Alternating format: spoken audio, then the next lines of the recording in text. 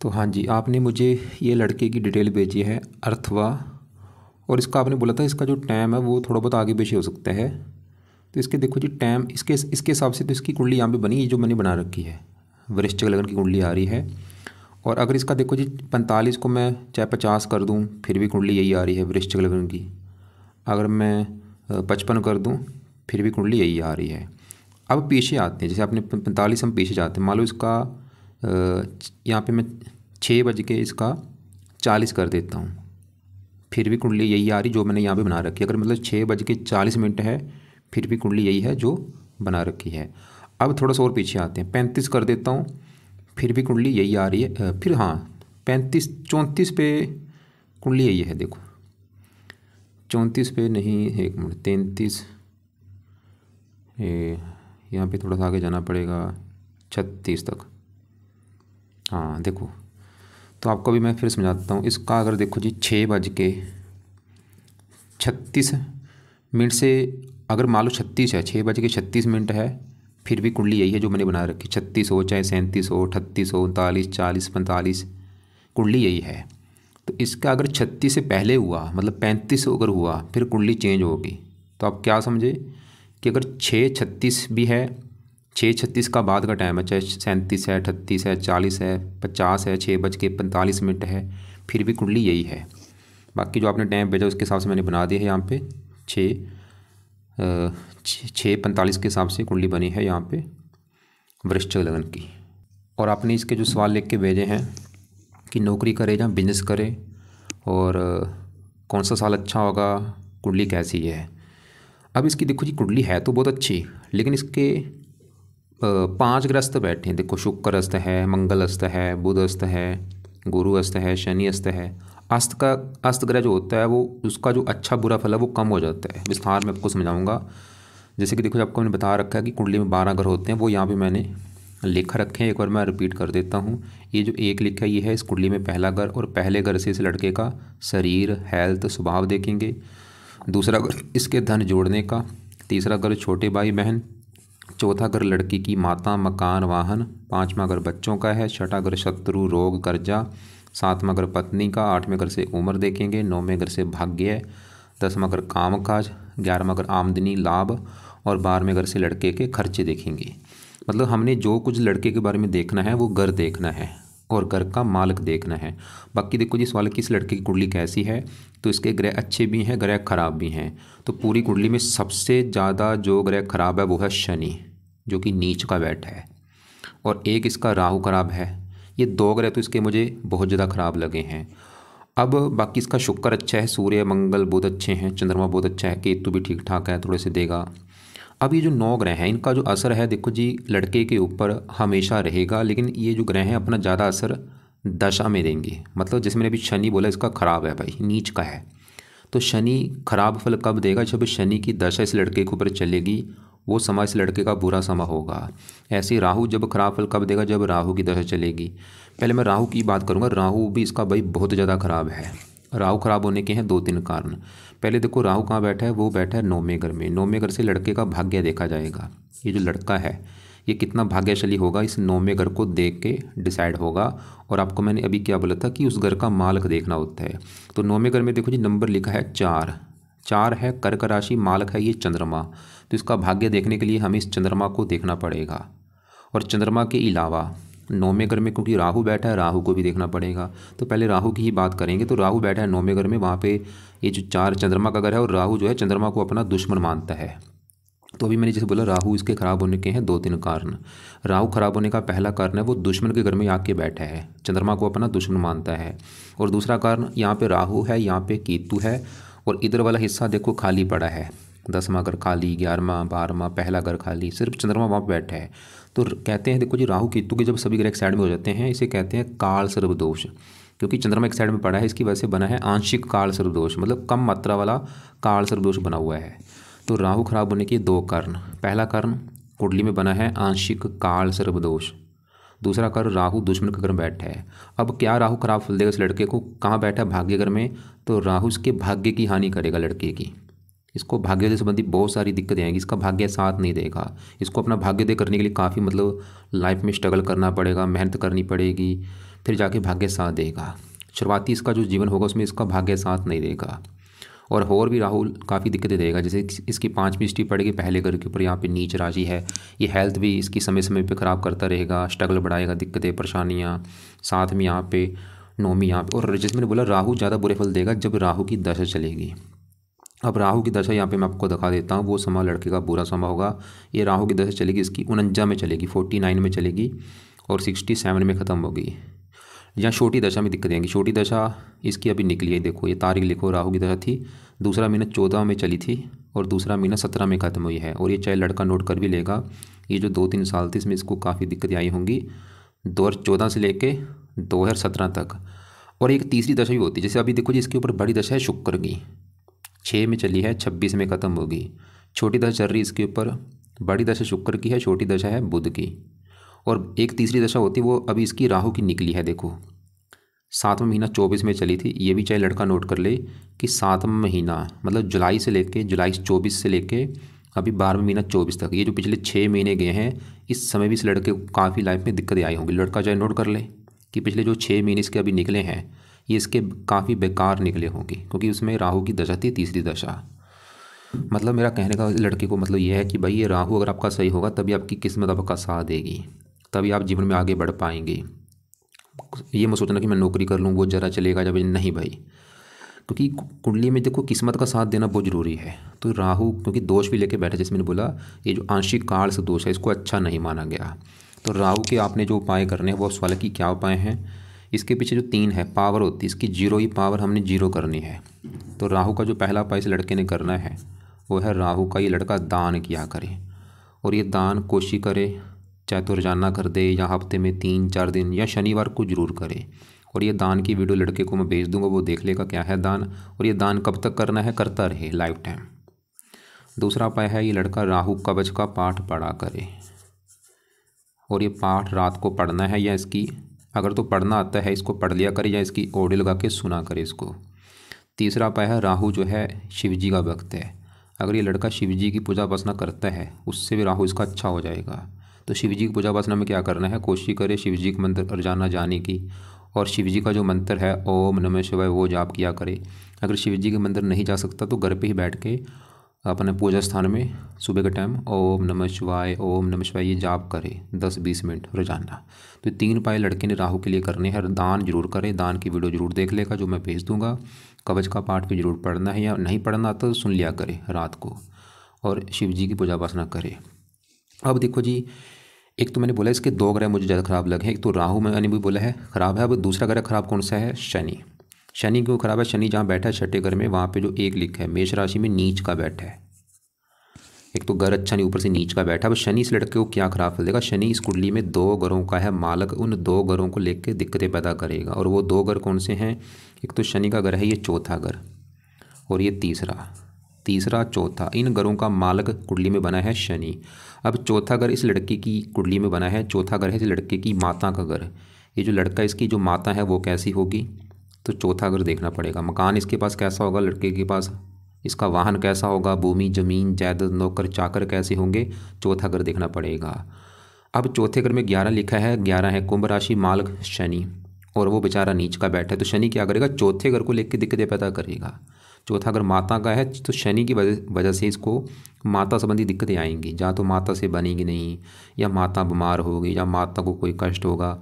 चौथा घर मकान का है, शनि इसको मकान का सुख प्रॉपर मिलने नहीं देगा, जहाँ तो खुद का मकान होगा नहीं, या मकान होगा वो अच्छे ढंग का नहीं होगा, पुराना मकान होगा, या मकान संबंधी कोई दिक्कतें आएंगी। चौथा अगर वाहन का है, वाहन को लेकर दिक्कतें आना। चौथा अगर भूमि जमीन जायदाद का, उसको लेकर दिक्कतें आना। चौथा अगर नौकर चाकर का, उसको लेकर दिक्कतें आना। तो आपको मेरी बात समझ आ चुकी, शनि मतलब इसको क्या खराब फल देगा। शनि की वजह से इसको माता, मकान, वाहन, भूमि जमीन जायदाद, नौकर चाकर, घरेलू सुख, इन चीज़ों को लेकर दिक्कतें परेशानियाँ आएंगी। और शनि इस तीसरे घर का भी मालक है, जो कि है इसके छोटे भाई बहनों का घर। इसका अगर कोई छोटा भाई बहन होगा उसको भी लेकर दिक्कतें आएंगी। और शनि की भी दशा में इसकी ये दिक्कतें बढ़ जाएंगी। जब शनि की दशा चलेगी वो समय इस लड़के का बुरा समय होगा। अब शनि की भी दशा आपको मैं दिखा देता हूँ। तो शनि की दशा भाई ये आगे जाके आएगी 83 में बड़ी, या छोटी दशा जो चलेगी वो अभी निकली है, देखो ये शनि की दशा इसकी चली थी 19 में चली थी, 10वां महीना 19 में, और ये 22 में ख़त्म हुई है। और ये लड़का चाहे नोट कर भी लेगा कि ये जो 2 साल थे इसके, ये काफ़ी इसके बेकार गए होंगे, 10वां महीना 19 से लेके 12वां महीना 22 तक। क्योंकि 2 ग्रह इसके मुझे ख़राब लगे, बाकी ग्रह अच्छे हैं। लेकिन अगर ये लड़का शनि को सही कर लेता, ये दिक्कतें इसको नहीं आएंगी। मतलब शनि अगर सही हो गया, फ़ायदा क्या होगा, इसको माता का सुख मिलेगा, इसको मकान का सुख मिलेगा, वाहन का सुख मिलेगा, इसको भूमि ज़मीन जायदाद नौकर चाकर का सुख मिलेगा, इसको छोटे भाई बहनों का सुख मिलेगा, और भी कई फ़ायदे। तो शनि के लिए लड़के ने जो उपाय करने हैं, पहला उपाय ये लड़के को मैं बोलूँगा कि भाई आप शनि मंदिर जाना शुरू कर दो। खासकर हर शनिवार को शनि मंदिर में माथा टेक के आपने आना है। दूसरा उपाय, शनि का दान करना शुरू कर दो हर शनिवार को। और ये दान की वीडियो भी आपको मैं भेज दूंगा। मैंने राहु का भी दान बोला है, वो भी वीडियो भेज दूंगा, शनि का भी दान वो भी। और शनि का दान चाहे तो रोजाना कर लो अगर आपके ऊपर डिपेंड है इस लड़के के ऊपर, या शनिवार को ज़रूर किया करे। और तीसरा उपाय जो कि बहुत ज़रूरी है, ये लड़का शनि चालीसा का पाठ रात को पढ़ा करे या इसको ऑडियो लगा के सुना करे। तो अब देखो जी, मैंने इसको राहु कवच का भी पाठ बोला, रात को पढ़ना है या सुनना है, और शनि चालीसा भी रात को पाठ पढ़ना है या सुनना है। तो ये हो गए शनि के उपाय। अब देखो जी, इसके आगे बढ़ते हैं, क्योंकि सवाल है कि अभी इसके ऊपर दशा किसकी है। तो अभी क्योंकि मैंने अभी आपको जो बार बार रिपीट कर रहा हूँ, ये दशा में ग्रह जो है ज़्यादा एक्टिवेट होते हैं। तो दशा इसके ऊपर चली हुई है, बड़ी दशा तो चल रही है शुक्र की, जिसे कहते हैं महादशा। कब से चली है? 6 में चली है, पिछले 18 साल हो चुके हैं चली को, और अभी भी 2 साल की पड़ी है, क्योंकि ये 26 में ख़त्म होगी, 12वां महीना 26 में, पूरे 2 साल पड़े हैं अभी। तो पिछले भाई 18 साल से शुक्र की चल रही दशा। अब सवाल कि इस लड़के का शुक्र है कैसा, जिसका इसके ऊपर है बड़ा असर। 80% अभी इसके ऊपर जो असर है वो शुक्र का है, और बाकी थोड़ा सा 20% असर बुध का भी है, जिसकी चल रही है अंतरदशा। ये 12वां महीना 22 में चली थी, पिछले 23 पूरा जो, ये भी पिछले 2 साल हो चुके हैं, और अभी 10वां महीना 25 में, अभी भी 1 साल की पड़ी है। तो मैंने अभी आपको क्या बोला कि इस लड़के के ऊपर सबसे बड़ा अभी जो असर है वो है शुक्र ग्रह का, जो कि दशा पिछले 18 साल हो चुके हैं चली को, और छोटी दशा इसकी चल रही है बुध की पिछले 2 साल से। पहले मैं शुक्र की बात करूँगा कि वो कैसा है। तो शुक्र इसका यहाँ पे बैठा है, देखो जी, इस घर में 7वें घर में, और ये 7वां घर है लड़के की पत्नी का घर है। अगर ये जो लड़का है इसकी पत्नी देखनी है कि इसकी पत्नी कैसी होगी, पत्नी का सुख है या नहीं, तो ये 7वां घर पत्नी का होता है। और आपको मैंने अभी क्या बोला था कि घर का मालक देखना होता है। तो 7वें घर में जो 7वें घर का मालक है उसको देखना। तो 7वें घर में नंबर 2 लिखा है, 2 है वृष राशि। वृष राशि का मालक है शुक्र, हमें देखना पड़ेगा शुक्र को कि वो कहाँ बैठा है, और शुक्र इसका इसी घर में बैठा है, जो कि एक बहुत बड़ी अच्छी बात है। मतलब शुक्र 7वें घर में जहाँ बैठा है वो इसी अपने अब उसी का घर है ये शुक्र का।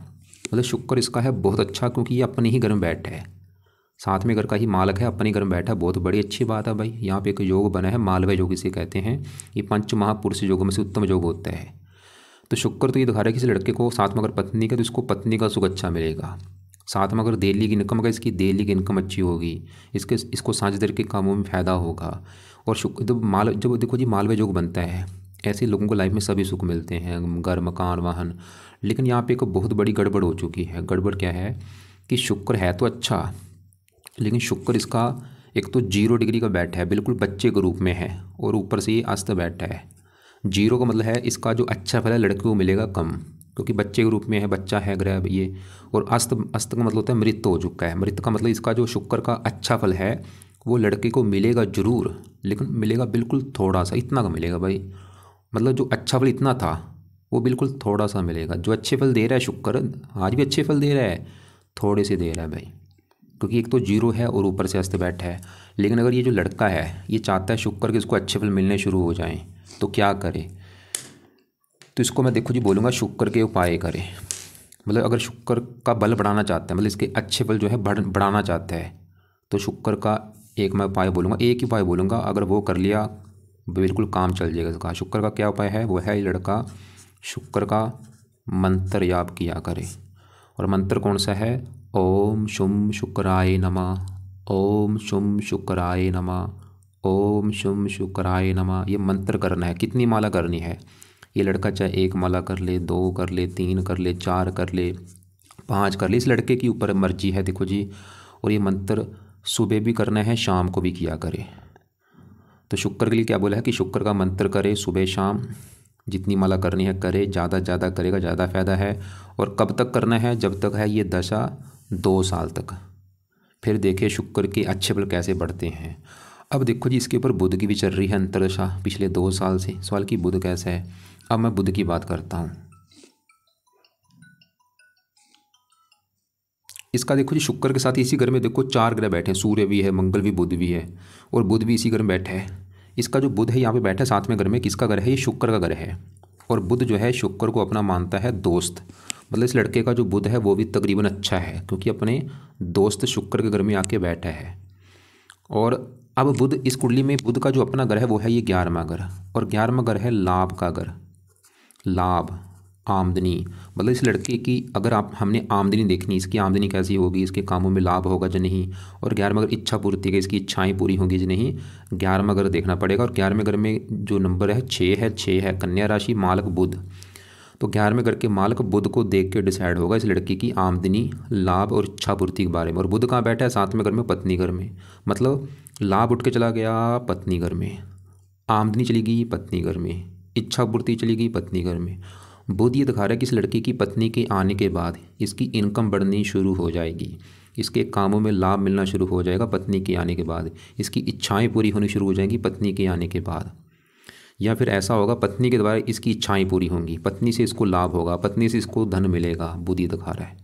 और बुध ये दिखा रहा है कि पत्नी बुद्धिमान होगी, गुणी होगी। शुक्र ये दिखा रहा है कि पत्नी बहुत ज़्यादा सुंदर होगी, आकर्षक होगी दिखने में।